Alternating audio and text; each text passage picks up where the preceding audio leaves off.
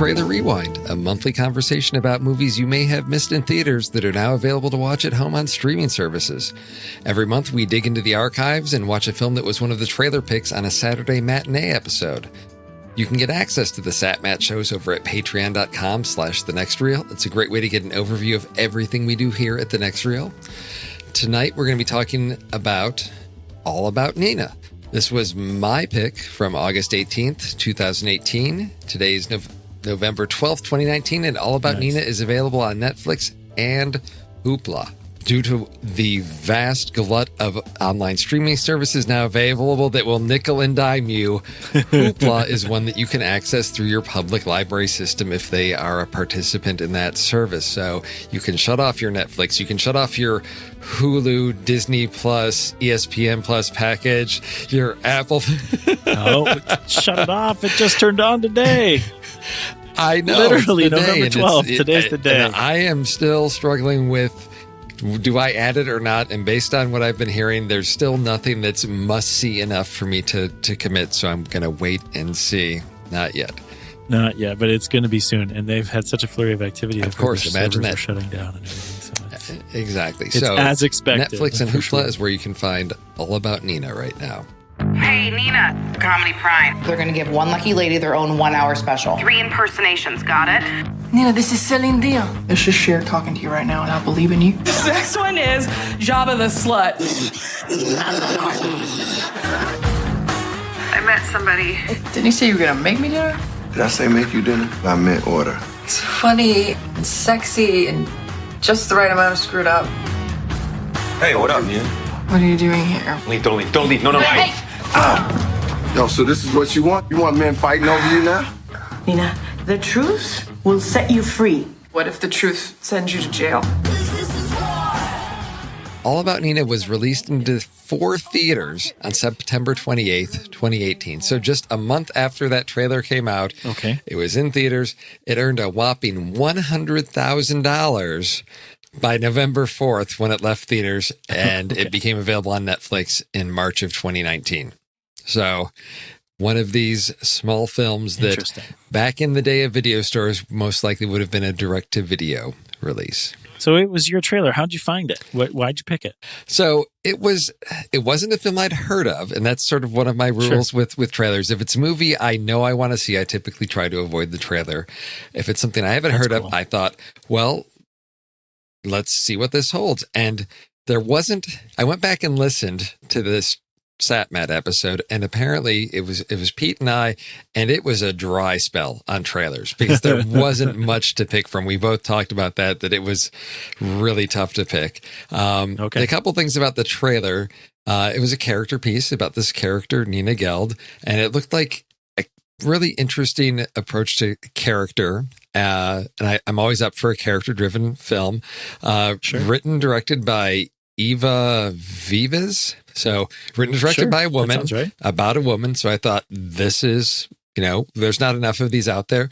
And it had been a long time since we talked about Mary Elizabeth Winstead. On Trailer Rewind, we talked about her in Faults back in December of 2017.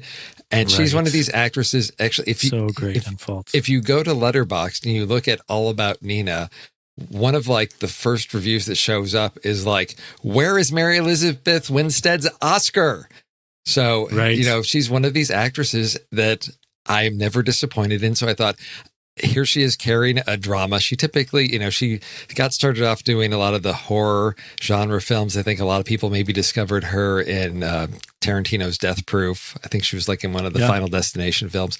So this is getting into more, serious drama and character piece. And that's what really drew me. She's going to have to be in a big movie to get an Oscar, though. Oh, in her IMDb, it shows coming out next year, she's going to be in Birds of Prey, which is kind of exciting. Yeah, another genre film. Yeah, superhero territory. Yes, superhero. I never think of that as a genre, but I guess that makes sense.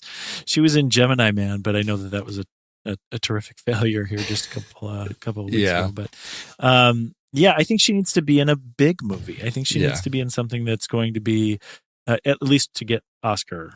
I agree. And I take that as, why isn't she in those types of films? based on what she's shown, she's capable of. Why isn't she in those types of films? And I don't know if that's her own personal choice, if it's just not, she hasn't found the right part.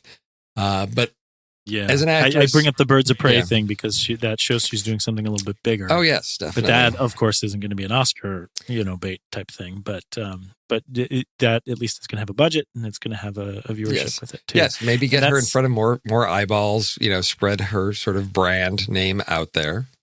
Right, and that movie's woman driven too. Margot Robbie put that one out, so maybe that has something to do with it for Mary Elizabeth Winstead as well. So that's what really drew me to this trailer. Was I just have always enjoyed her work and thought, here's something that's a little bit more of a straight drama and character focus. So I thought this seems perfect type of film for us to discuss on a Trailer Rewind. I agree. All $100,000 of it. So how much do you enjoy stand-up comedy? Since this is a film that, even from the trailer, you can see it's the story of a stand-up comedian. Yeah. Because we did... We have touched on this territory before, sort of in the improv world, right? But this is more, stand up. So is it? Don't Think Twice. Yes, Don't Think Twice. But it's relatively. I think it's the same kind of movie as Don't Think Twice. It's the same sort of expose of a career in comedy, just a different sort of outlet for the comedy to come through. You ask about stand up comedy. I'm really interested in the mystique or the subculture of stand-up comedy. I've watched a good deal of it. I know people who've studied a lot more. Our own Tommy Handsome is kind of a scholar when it comes to stand-up comedy. I like it a lot. I find myself choosing stand-up comedy every so often, even in Netflix today, which they have this huge sort of corner on stand-up comedy right now, which I think is great.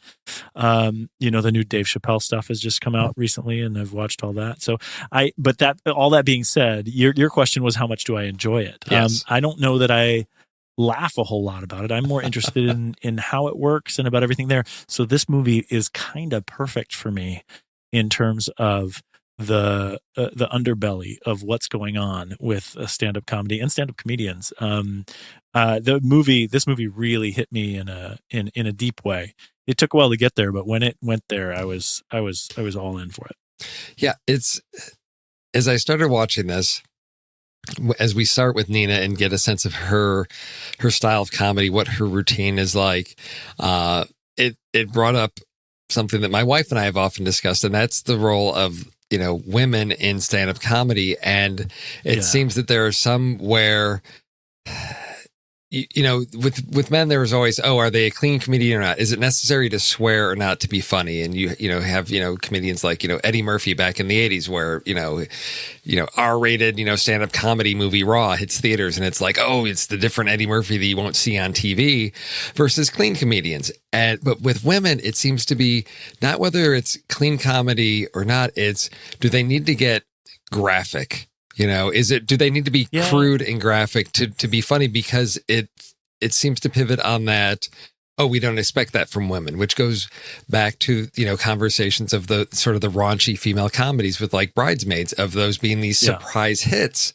And is that something that's necessary for women to be successful in stand-up comedy? Or is that a crutch that some of them use as sort of a shortcut? So I was intrigued to see how that played out in this film, knowing that it's written and directed by a woman, what this approach to comedy was going to be. And as we started with that type of comedy, I thought, okay, I'll be intrigued to see if her style of comedy changes as we take this journey with her, or what it is about her, what it's trying to tell us about her. Yeah. And I think, women comics in general don't get a fair shake. That's kind of the knock, right? That's the conventional wisdom out there, is that women comics are continually fighting against the stereotype that they're not funny because they're women, and I just think that's wrong. And I think kind of the circular way this film addressed that, right? It didn't try to confront it head on. It just showed a situation where they pitted a number of women comics against each other for one role in an effort to be more inclusive, and said that they were all vying for one particular spot. Yes. I think that was a very clever way to address it, and how all the women reacted to it, I thought was great. That scene where Nina gets the call. Mm-hmm. Yes. And they all react. That you could compare that directly to the same sort of scene that happens in Don't Think Twice. And it's so much more powerful and real and felt really like in the skin of comics here in this movie.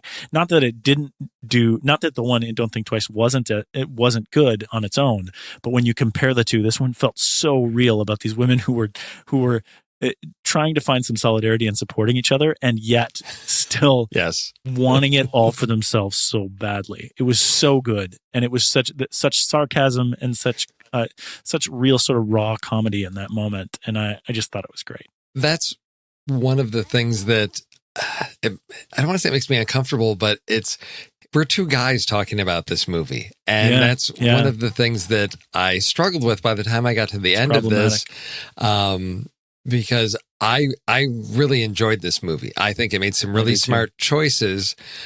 But again, it's one that I haven't had an opportunity to sit down and watch with my wife yet to get her perspective on this. Right. As we get into the story, it's not the most comfortable story to sit down and watch either. And so it has to strike a very tight balance on what it's doing and what it's saying. But I mean, to start off, as I said, we start with Nina and her sort of, what her comedy is like. We get that, clips of her routine and just what sort of a typical night with Nina is as she's, in comedy clubs and picks up a guy. We get a sense from her comedy. She's not into relationships. She picks up this guy for this one night stand, takes him back to her apartment, and there's another guy there. So it's, how complex is her life? What's going on? But we learn this is someone that she's had a sort of on and off again relationship. He's a cop. He's married, but he's also really abusive. And, we see that early on because the guy she's picked up says, I'm out of here. This is it. And this first thing that Joe does is he smacks her really hard across the face. But that doesn't stop her from hooking up with him that night, which to me, we get a whole lot about Nina very early on here, just in those scenes of, here she is as a comedian. Here's what sort of a typical night is like. This is what her life is. This is the world that she's living in. And it's not a really sunny place to be living in out here in New York. Again, it's a lot of stuff at night, which is going to be a sharp contrast to where she goes out east, because she decides after confronting Joe's wife, who's basically chews out Nina, and Nina says, look, you got to do something about your husband. I can't stop myself. Basically, I can't control myself when he's around. You've got to do something about this. And she's afraid of him. Yeah. Too. Oh yeah. I mean, it's such a weird mixture of feelings that she's dealing with. I mean, those scenes, this movie carries all of the trigger warnings, right? I mean, if domestic violence is a problem for you, you should not watch this. Mm-hmm. I mean, this is going to trigger. It's going to jump right into those spots, and it's terrifying what she's dealing with, and she's running from it. But I don't know that that's necessarily the wrong decision in this case. Well, and then we get a quick scene before Nina heads out to LA. She stops to visit her mom, and what I think is probably supposed to be like demonstrate like the most awkward relationship between a mother and daughter that I can think of, because it's, mom's, all about the dog. And then she says, oh, look, I've got something for you before you go. And it's a list of like reliable plumbers she got off of Angie's list, because you never know, if you don't have hot water. And I'm thinking, this is the extent of the depth of this relationship between a mother and daughter. So clearly there's something off here, which again, I think supports Nina. She does not have deep relationships with anybody in her life. We get early on. For a character piece like this movie is, the storytelling is really mature, because, and I don't mean mature in the way of like not for kids. I just think it's really well done is what I mean to say, in that there's nothing that's spoon-fed for you here. Yes. All of these quirks and uncomfortable things that happen here in the first act get paid off in really sort of great show, not tell ways over the course of this movie. And I just thought that was wonderful. I wasn't really into it during these sections. I thought it was too stark and too I don't know, stark is the word that I can think of right now, but it was too straight for me at the beginning. It was too hard for me to get into it. It wasn't until we started making emotional turns at the end that I really started to understand why these awkward early moments in this movie made sense. Oh, this movie is, it slowly builds to something that is, it rewards everything that you've gone along with. But I think it plots along very well in giving us all the information we need. And the trick is to give us that information without tipping its hand early on. And again, it's a lot of that, as you say, it's the mature storytelling. It's the show don't tell, but still in a way, I think in terms of pacing, that we're along for the ride and things move along quickly enough that we get the information we need. We're moving along with Nina. We go from New York to LA. We see the sharp contrast between sort of the closed spaces of New York. And as Nina says, she's out there in LA, it's so big and it's, bright daylight. Even the place that she's staying at is, which is a friend of her agent. Windows everywhere. Lots of windows everywhere. Very spiritual, natural place. We meet the woman she'll be staying with, Lake, who quickly, lets her know that her pronouns are she and her. So it gives us, this is the type of person Lake is. Living in Silver Lake, California as well. Exactly. And Nina gets settled in her house, and the first thing that Lake asks her is to help participate in this, event, a circle of truth event, where everybody's sharing about something that they saw that they shouldn't have, which is an odd thing. But it's a fundraiser for a cat sanctuary. Exactly.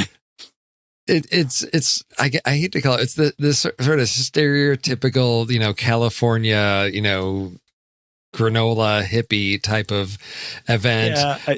I thought it was really for effect. Yes. I mean, I just, it's for me, it was over the top. I lived in LA for almost 10 years and never experienced the cat sanctuary. But I mean, I think it's a great idea for the story and really is meant to show contrast. For me, again, talking about this first third, it was too much and too stark at the beginning for me to get why they're doing it. But again, it gets paid off so well in the third act that it even becomes kind of beautiful in the way that it's awkward at the beginning, but you never would know that when you're watching this movie. I would think that people who stream this movie, and I'm telling this to our listeners now, you may not feel like you want to get through it in those first parts. You might feel like, what is this? Why am I spending time with this? But it really gets to a good place as you keep going. There are great surprises in this movie. Yes. And I think the key piece, if I'm going to sort of pick apart, it's giving us a lot of background. And here we get, I think, one of the key moments, which is Nina's really uncomfortable about sharing a personal experience, which, funnily enough, Lake calls her out on and said, well, you don't want to share anything personal. I'd love to see your, comedy routine then, which... Right. And Nina's comedy is very personal. She talks a lot about her body and her sexuality and all of that. So there's this sharp contrast between what she is willing to share in her comedy versus these personal interactions, which led to a very interesting this brief discussion about art. And Nina's very much about control and how she works and crafts her comedy. So because she's going to control the reaction that people get, which is very much the opposite of what Lake does. We see her later on doing trance writing. And so it's not about control. It's about openness to experiences. I didn't even catch that contrast. That's so great. So we've got these polar opposites of Nina about, control and confinement and very much about how she's perceived, whereas Lake is, the exact opposite. So it's the way she approaches relationships too. Yes. I mean, when she's in control, she feels safe. But as soon as she lacks the control, that's where she's in danger and what she's attracted to, unfortunately. And so right about this point is, I think, where most people would be thinking, okay, what is this? Where's it going? And then I think it shifts gears into the bulk of the story, which is she's at a comedy club because she's, trying to, refine her set, just get out there. And we've got the whole romantic comedy element taking over now. We've got, this guy that approaches her at a bar, and this is Rafe, played by Common. Right. And so we've got sort of the little meet cute scene at the bar, and they, he takes her to a restaurant. They're in another bar. it's very much a different type of relationship than what we've seen from Nina before. It's quick hookup and done, but that's not what Rafe's about. He's setting a very different tone and a very different pace for this. And then we get the introduction of one of his former girlfriends what did Nina call her? Ganja. Well, she called her like the 20 something, named mid-20s model named after something. Weed. Yes. Right. Exactly. Ganja. Yes.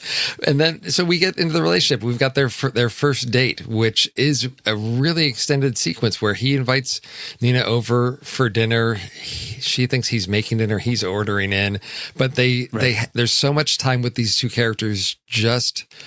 We get that, I don't know, what often happens, I think, in an early romance where it's just a lot of time getting to know each other. And we spend a lot of time with them on this first night. It's a significant sequence that moves in various places in his apartment as they talk about their past. They get to know each other. They're on the floor. You've got overhead shots. Yes. Cutting back and forth on the floor, which I from a camera perspective, I don't think they needed to cut back and forth to the two perspectives. Yeah. I think they could have just left it there, but it was so long. I think the point that you're making is we were spending so much time with it. I think they needed some camera movement to make it feel like something. Otherwise it would have felt, otherwise I can't imagine what the actors would have done. Cause I mean, we're talking about maybe 7 minutes. So it was a long time, but in a positive way. It's just that the camera cuts felt a little strange in that section because they're so close to each other. You can just frame them up. But a great sequence, just in a kind of confusing array of camera work. Well, I think they got to keep it visually interesting, give us something new to look at every so often. So I think we move from inside. They're outside for a little while. They're back inside. Yeah. I lost track of time, but at one point they're playing slapsies and he says it's 3 a.m. And then when in the morning he's leaving for work at 6 a.m. And so somewhere between playing slapsies at 3 a.m. and him having to leave work at 6 a.m., they finally sort of crossed the line because Rafe has set up this line of, he doesn't want this to be a typical relationship where she just sleeps with a guy and that's it. But eventually sort of it breaks down. I think she sort of calls him out on it because she kisses him and she finally says, like, nobody's ever said no to me before. And I think he can't say no anymore.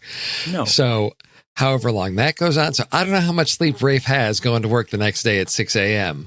But very little. But we've had this great long time to get to know them. And I think what was really interesting to me in getting to know Nina now is she suffers a major panic attack at this time because this is not the typical relationship. She tries to contact her therapist. She ends up calling Lake and does not know what to do because she doesn't do this well. She doesn't get close to people and she's having this feeling of she really likes this guy and she does not know how to respond to that, which, is we're going to now see what impact this relationship has on her. How is this going to change her?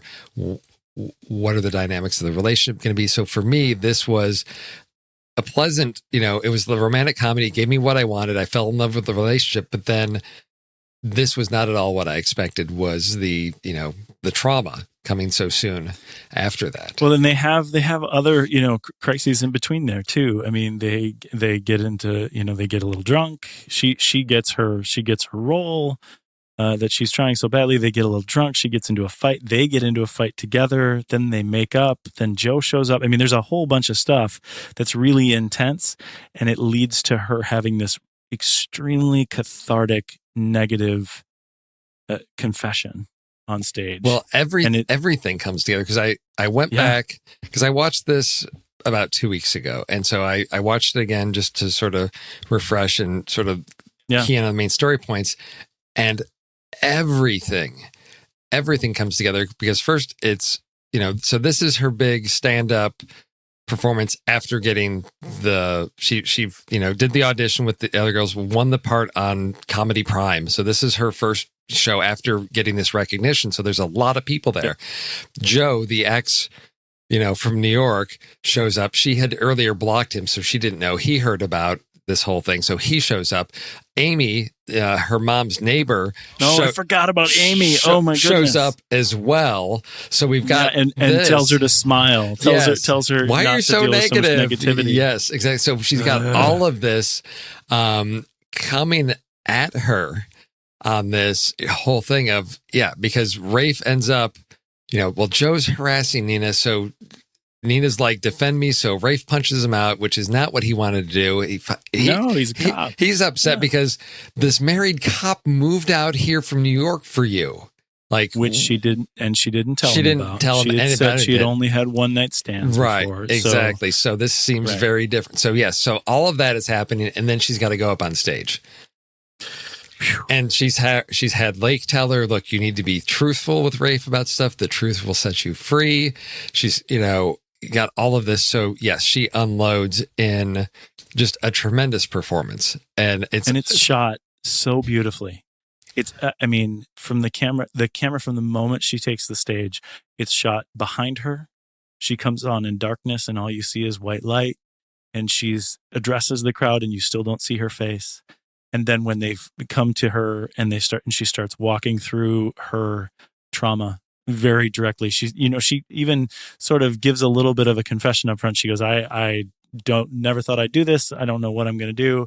We're just going to have to work it out. And then, they're on her face and everything's silent and they just let her go. And I just thought the choices from the director, from the cinematographer, everything was perfect in this scene. It made for extreme drama and the perfect venue for this person to go through everything that she's dealing with on the inside. It was heart-wrenching.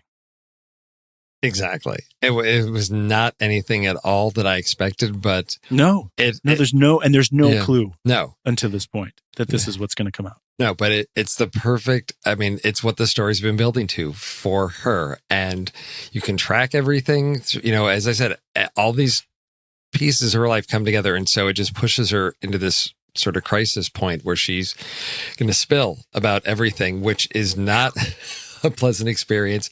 But it's, even Rafe, he leaves. It's awkward. It's uncomfortable. He comes back. But yes.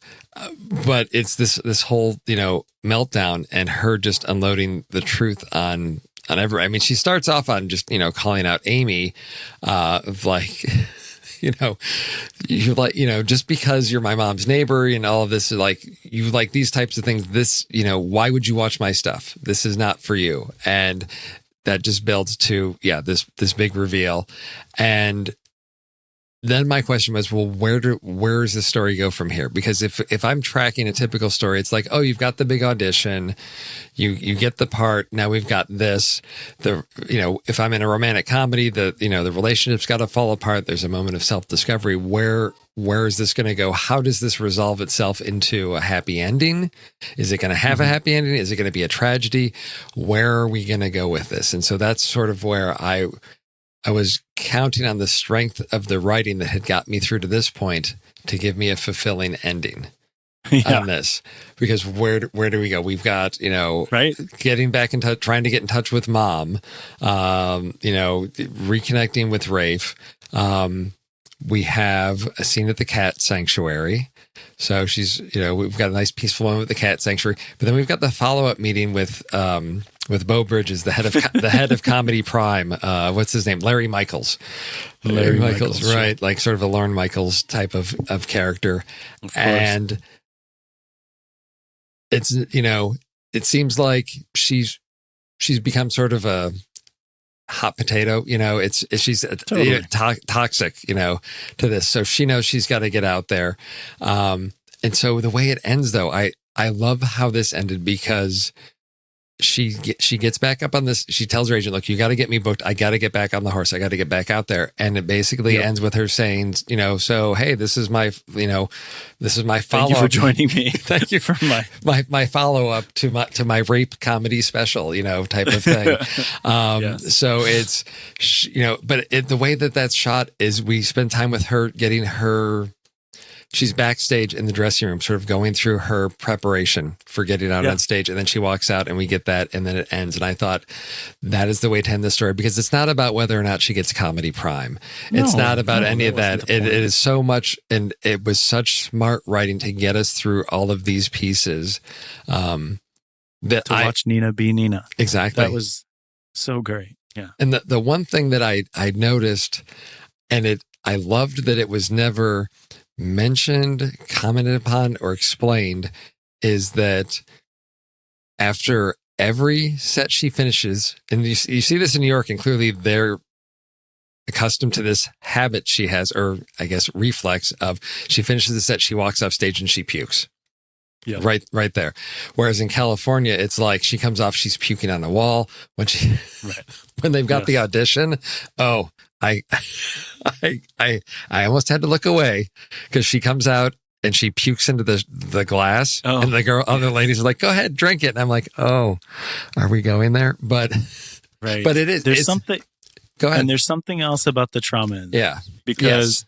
Not just the fact that she does that, but then also when she does break down and she has sex with Jay Moore. Oh, yeah. Yes. She pukes then too. Yes. So it has something to do with the trauma. Yes. And her either denying it or trying to sort of dissociate from it. Something. Mm-hmm. I mean, I don't know. I thought it was a great plot device, and it was wonderful to see, again, a part of Nina, this character who's very real throughout this film, and to see her continue it and to tell the story in an interesting way like that. Exactly. And I didn't need any of those explanations. I just loved that it was consistent throughout, and it was done in a way where I thought the writer knows. She knows why, and that's all that I need to know, is she has her reasons for it, and it works because it doesn't detract from anything. It's those little things, as you said, it's the maturity of the writing that we get these little pieces that just add sort of accents and flavors to the story and the character without us having to have somebody, explain it to us. We don't need Nina to give a little side, monologue about this or anything. It's unnecessary. That's the really nice thing about this movie and the script, or just the writing in general, because you learn to trust the writing by the time you get to the end, because exactly like you say, there is a reason for why this is in the movie, and you believe to trust the writer on it because it was paid off so well, and you're just going along with Nina through this whole story. I just thought, I was really impressed with it. And the other scene that we sort of skipped over, and to me, it was sort of a key moment for Nina, is there's a scene, I'm trying to remember exactly. It's after her first date with Rafe, and she's, having a nervous breakdown, and Lake's like, "Come over, I'm cooking Mexican food, and just come over." And Lake's got her girlfriend there, and Lake and her girlfriend, Paula, have a fight over the sponge in the sink.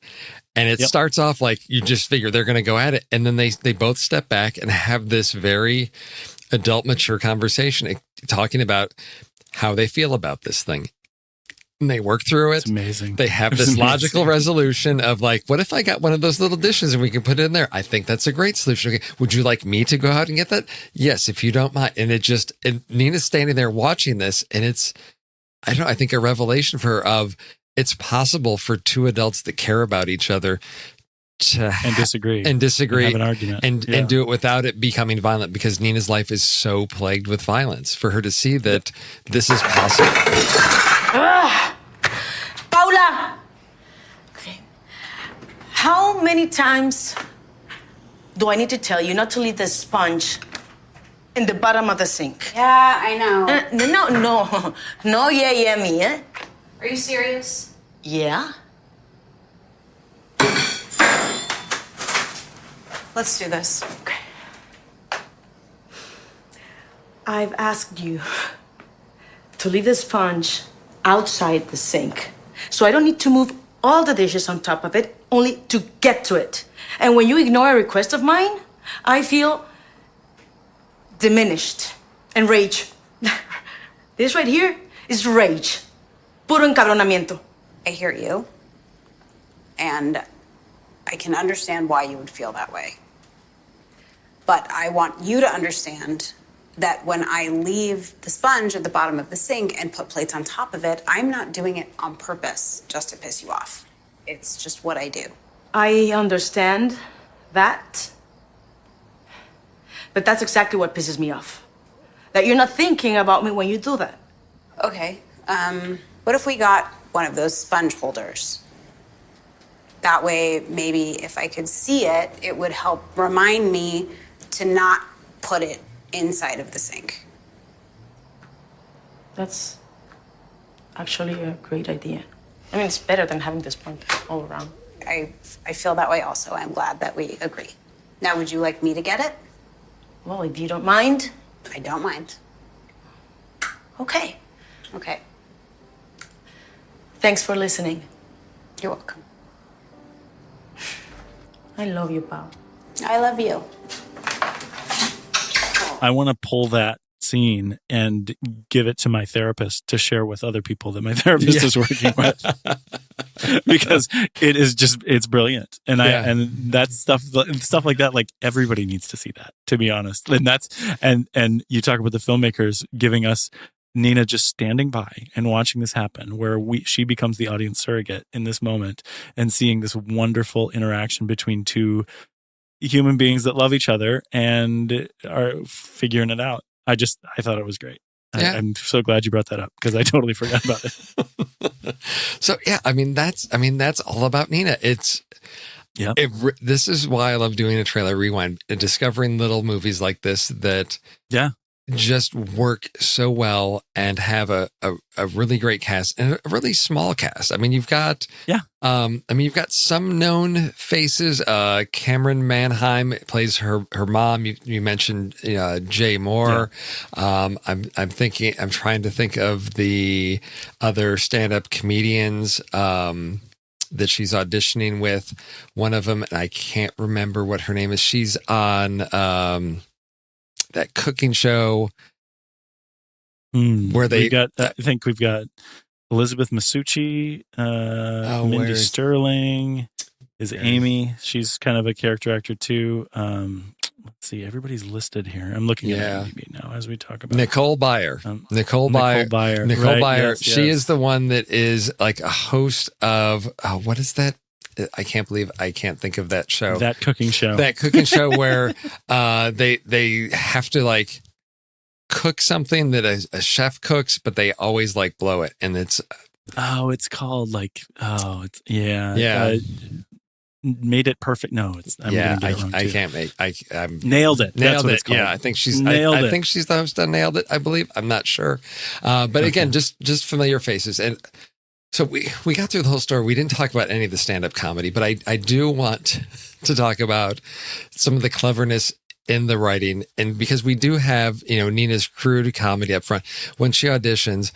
For me, just because I'm like a film nerd and all that, her whole series of impressions of like Bjork and Werner Herzog ordering at like a yogurt place, smoothie spot was just genius. Now she may not have gotten Werner Herzog's accent correct, but that didn't matter because what she was having him order was very much exactly what you would expect him to order, and it was just the smartness in the comedy, the jokes and all of that. Yeah, how great is the writing that you see these characters that Nina pulls off, that Mary Elizabeth Winstead pulls off, after we have a scene of her prepping for it.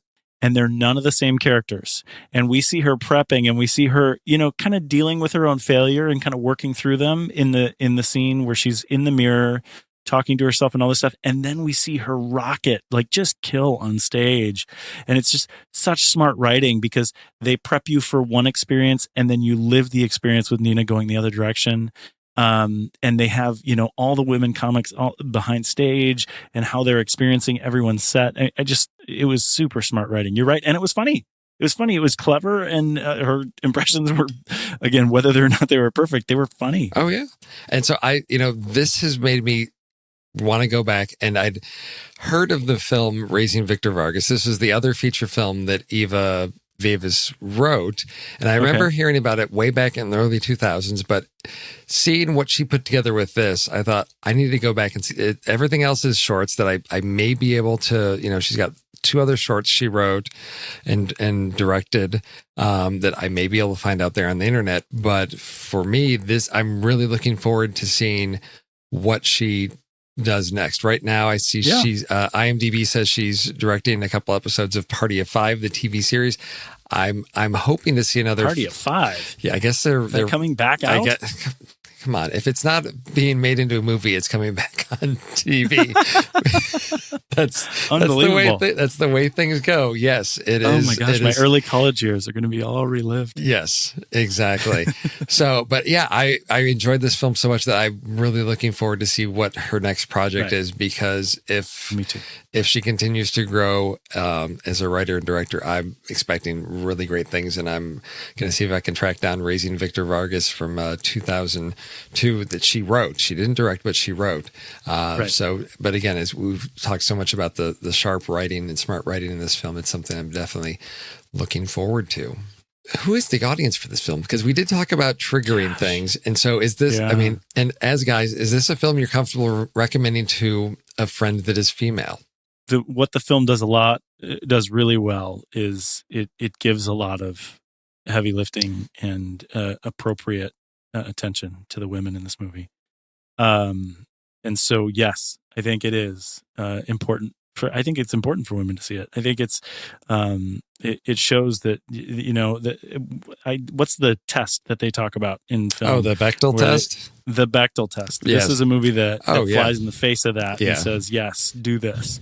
And this is a perfect movie for Trailer Rewind, because people aren't going to be able to see this because it was only on 4 darn screens. And people should see this. You know, it's intense. If you like drama and you care about the real life stories of people who have been through trauma, this is a good movie for you, because it's well written, it's well made, and it blows up the Bechdel test. Well, yeah, and I think it's the smart writing that it stops this from becoming where you could say, oh, we're going to tackle this, you know, controversial subject matter without feeling like we're exploiting the characters. You know, it's I think it treats all the characters very smartly and respectfully. You know, there's even a moment where Nina's talking with her agent after the whole, you know, meltdown, you know, routine. And her agent's like, oh yeah, I'll put you in touch with Bunny. You know, she was also a rape victim. And Nina's like, survivor, you know, just to remind her, like, you know, and then says, you know, you shouldn't out her like that. So it's, I think, an important film in that it's giving people, I don't know, access to a character who's gone through something and to understand, what a damaged person is like, but also that, you know, we need to be talking about these things in a respectful way, because it happens. I mean, this is the whole Me Too movement, and this is a film that does it, but I think in a really smart way, sort of with this hidden romantic comedy sort of nestled in the middle of it. And I never felt like it was comic. Yes. I mean, that aspect of it. There was a romance in it, but I think we've done, on Trailer Rewind, we've done a lot of movies that are about trauma and dealing with trauma. I think this, you know, for my memory, and of course, this is what's fresh in my mind, this may be the best one that we've seen like this. Yes. Because I was super impressed with every aspect of the way that they treated the trauma. So, yeah, that if that is something that's good for you, this movie is going to be one of the best. So, saying that, where did it land on your flick chart? So, I'm not happy with where it landed on my flick chart, because I liked the movie so much, but it in its own place, it ends up kind of being a small movie, right? And when I rank flick chart movies, I kind of have that problem, is when a small movie comes up against a decidedly big movie, that I it's really hard for me to win it over. I think, like, you think about Comet, that's a Trailer Rewind movie that's in like the top of my flick chart. Yeah. I don't remember what the middle block was at that time, but it probably wasn't a big movie.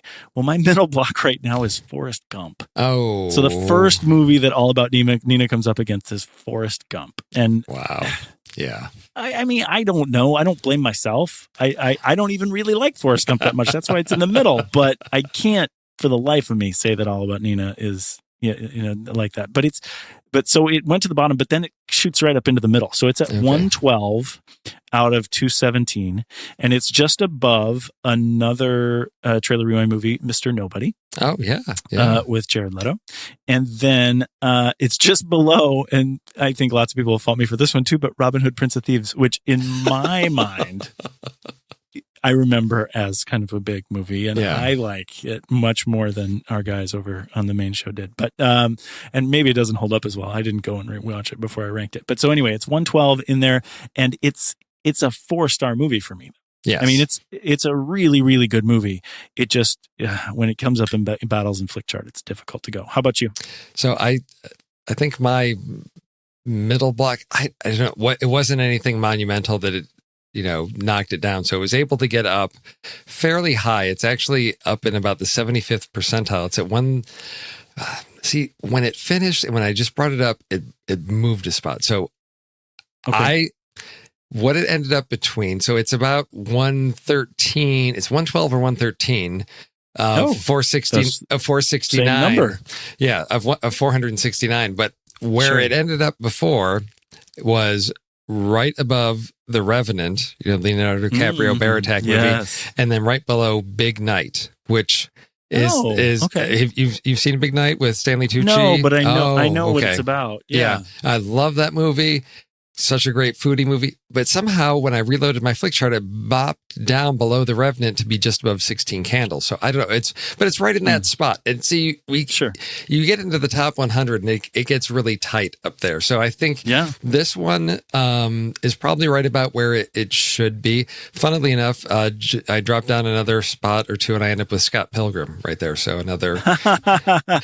There you go. Ramona Flowers. Yes, exactly. But I agree. This is a solid 4-star one. I felt when I first saw it, I really, really enjoyed it. And then, it was 2 weeks ago and I started thinking, was that just sort of the newness of it, of like, I was pleasantly surprised, and did that give me an elevated sense of, the greatness of this film? And then our conversation just reinforced, no, this movie does deserve that because of the work that the script does, the directing. There's a lot of just solid pieces that make this a good 4-star movie to recommend on Netflix, knowing that it's about trauma.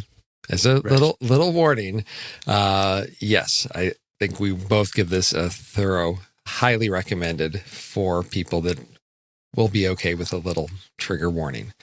Definitely. All right. Well, for our listeners, if you haven't already, please head over to iTunes and give us a rating and review. It helps other film fans discover us. And if you choose to support us on Patreon, you're joining a great community of film fans, including some that are really into film as art and some that are just really enjoy entertaining movies. We'd love to have you join our community. There's raging debates right now about Disney Plus, what's going on there.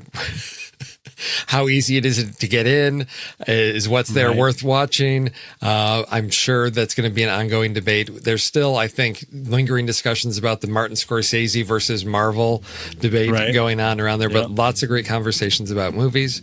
So I want to send a special thanks to Pete Wright for taking time out of his schedule to edit our episodes and finding just the right place to cut out our fumbles and foibles. We really appreciate that, Pete, for making us sound awesome. Thank you. Thanks, Doc. Well, JJ, it's been another great movie, another great conversation. See you soon. Hondo.